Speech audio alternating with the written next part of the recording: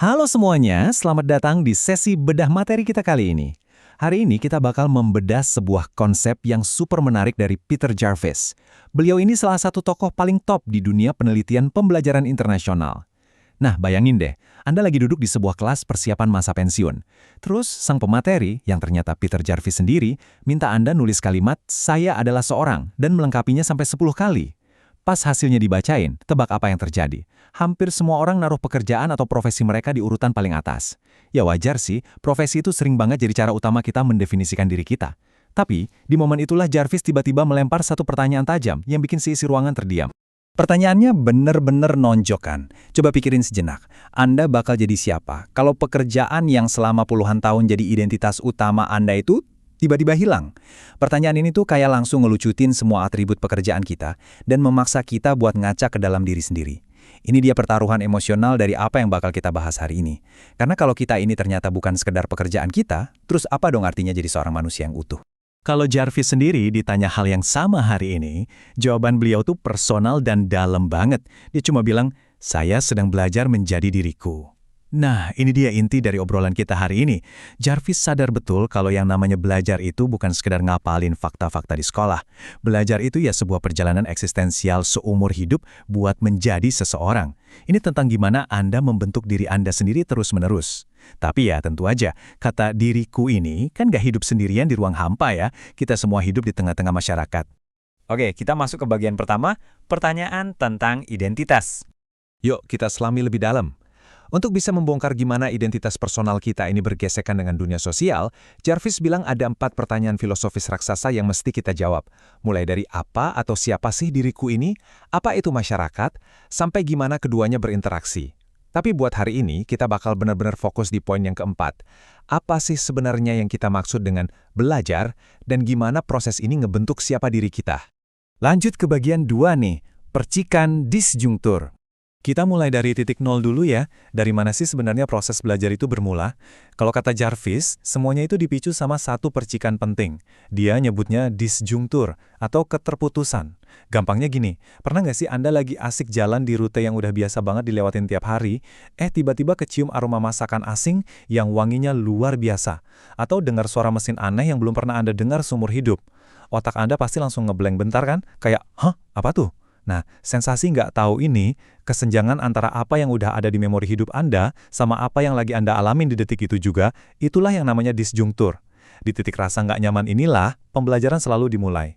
Masuk ke bagian 3, membangun model yang lebih baik. Waktu meneliti gimana sih cara orang dewasa ngerespon momen nggak tahu ini, Jarvis nyadar satu hal penting. Model-model psikologi zaman dulu tuh terlalu fokus ke individunya doang dan sering banget ngelupain elemen sosial. Ambil contoh nih, siklus belajar klasik dari David Kolb tahun 1984. Ada tahap pengalaman konkret, observasi, konseptualisasi, sama eksperimen. Jarvis pernah loh ngebagiin siklus ini ke peserta lokakaryanya, terus dia minta mereka nyocokin pengalaman belajar di dunia nyata sama diagram ini. Dan tebak hasilnya, para peserta malah ngerasa harus ngegambar ulang seluruh siklus ini dari awal. Soalnya model Kolb ini dinilai terlalu simpel buat nangkap realitas sosial yang super ribet dari cara manusia beneran belajar. Berangkat dari lokakarya itu, Jarvis akhirnya bikin modelnya sendiri di tahun 1987. Dan ini yang bikin modelnya keren banget. Dia nggak cuma ngelihat dari sisi isi kepala kita, tapi secara krusial masukin elemen sang individu itu sendiri dan konteks sosialnya. Dia memetakan rute-rute kompleks yang sering kita ambil pas lagi berhadapan sama pengalaman baru. Jadi kita itu belajarnya nggak cuma muter di satu lingkaran tertutup aja. Kita mengevaluasi, mengingat, menalar, dan semua proses ini benar-benar kejadian di tengah hiruk-pikuk situasi sosial kita sehari-hari. Sekarang, coba kita fast forward dan lihat gimana model ini berevolusi. Ini adalah pandangan matang Jarvis dari karyanya di tahun 2006. Secara brilian, model yang kelihatannya padat ini bawa satu pesan inti yang kuat banget. Belajar itu nggak cuma ngubah apa yang ada di otak Anda. Proses belajar itu ngelibatin 3 transformasi sekaligus. Transformasi dari sensasinya itu sendiri, transformasi dari orang yang ngalaminnya, dan pada akhirnya, karena orang ini udah berubah, situasi sosialnya pun ikut bertransformasi. Anda belajar dari sebuah pengalaman, Anda jadi sosok yang baru, terus sosok yang baru ini masuk ke situasi sosial berikutnya dengan cara yang beda. Asli, ini tuh siklus tanpa akhir. Bagian keempat, sensasi, makna, dan masyarakat.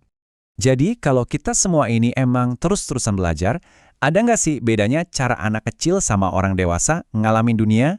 Jawabannya ada dan beda banget. Anak kecil tuh hidup di fase yang Jarvis sebut sebagai pengalaman primer. Mereka ini tiap hari dibombardir sama sensasi fisik yang belum mereka ngerti. Makanya mereka hidup dalam kondisi disjungtur yang konstan. Nggak heran kan balita tuh hobinya nanya, kenapa? Ini apa? Itu apa?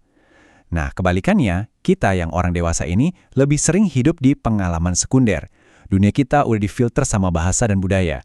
Kita sering banget jalan pakai mode autopilot, alias menganggap biasa lingkungan sekitar kita. Sosiolog Bourdieu bahkan nyebut kalau kita ini bawa-bawa realitas sosial di dalam diri kita kayak tubuh yang diciptakan oleh masyarakat gitu. Kita udah terlalu hafal sama makna-makna yang ada, sampai-sampai kita jarang ngerasa takjub atau keheranan lagi.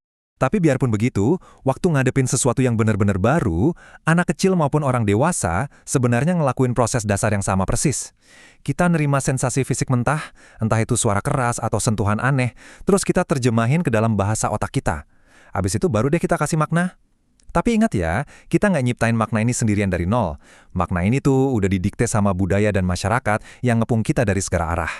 Jadi jawaban buat ngatasin ketidaktahuan kita itu, ya ujung-ujungnya adalah sebuah konstruksi sosial. Nah, sekarang masuk ke bagian kelima, hubungan pikiran dan tubuh. Berhubung belajar itu selalu start dari perpotongan antara fisik kita dan dunia luar, kayak lihat, dengar, nyium sesuatu, kita wajib banget dong ngebahas gimana tubuh fisik sama pikiran ini nyambung. Kalau ngintip sejarah filsafat sedikit, ada 5 teori gede soal hubungan pikiran dan tubuh. Tenang aja, kita nggak bakal masuk ke kuliah filsafat yang bikin ngantuk kok. Tapi penting buat tahu daftarnya biar ngerti posisi Jarvis ada di mana. Ada dualisme yang misahin tubuh dan pikiran secara ekstrim, ada identitas pikiran dan otak yang bilang kita ini cuma materi fisik doang, ada behaviorisme logis yang cuma peduli sama kelakuan yang kelihatan, ada fungsionalisme, dan terakhir monisme non-reduktif. Nah, poin krusialnya ada di sini nih. Jarvis itu menolak mentah-mentah teori yang mengabaikan emosi dan makna. Makanya, dia lebih condong ke arah monisme non-reduktif. Maksudnya apa sih? Maksudnya, pikiran dan tubuh itu bukan dua barang yang kepisah. Kita ini satu paket manusia komplit yang punya dua sifat fisik dan sifat mental, kayak jalan pikiran, nilai-nilai, dan perasaan kita.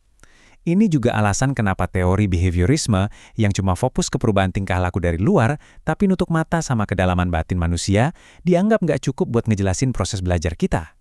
Sekali lagi, kita ini manusia utuh, tubuh dan pikiran yang lagi berpetualang di dunia sosial. Coba perhatiin dinamika yang menarik ini. Psikologi itu biasanya ngelihat dari arah dalam keluar, dari si individu menatap ke budaya di sekelilingnya. Kalau sosiologi, sebaliknya, seringnya ngelihat dari luar ke dalam, dari struktur budaya menekan si individu. Nah, Jarvis berargumen, buat paham soal pembelajaran seutuhnya, kita nggak bisa milih salah satu doang. Kita butuh sebuah antropologi filosofis yang berdiri tegak pas di tengah-tengah buat jembatanin keduanya. Kita harus lihat gimana seorang manusia itu menyerap budaya ke dalam dirinya lewat belajar, lalu di saat yang sama mengekspresikan diri mereka kembali ke masyarakat luas. Dan ini membawa kita ke bagian terakhir, menjadi diri sepanjang hayat. Terus, apa sih untungnya kita ngomongin semua teori abstrak ini buat kehidupan sehari-hari? Kenapa ini penting banget? Di sini Jarvis ngasih sebuah paradoks yang menurut saya indah banget. Secara filosofis, eksistensi kita itu cuma ada di momen sekarang ini. Detik ini juga, waktu kan nggak bisa di-pause. Tapi lewat proses belajar, lewat momen-momen waktu kita bingung, penasaran, dan akhirnya cari tahu, kita itu nggak pernah benar-benar mandek. Selama kita masih bisa belajar dan ngerasain percikan disjungtur tadi, kita ini ibarat proyek manusia yang belum selesai. Kita selalu dalam proses menjadi, terus-menerus berevolusi jadi versi diri kita yang lebih kaya, lebih bijak, dan lebih berpengalaman. Jadi kalau disimpulkan, belajar itu jelas bukan sekedar kewajiban mekanis ya. Belajar adalah esensi dari kehidupan itu sendiri. Jembatan yang ngehubungin siapa diri Anda detik ini dengan siapa Anda di masa depan nanti.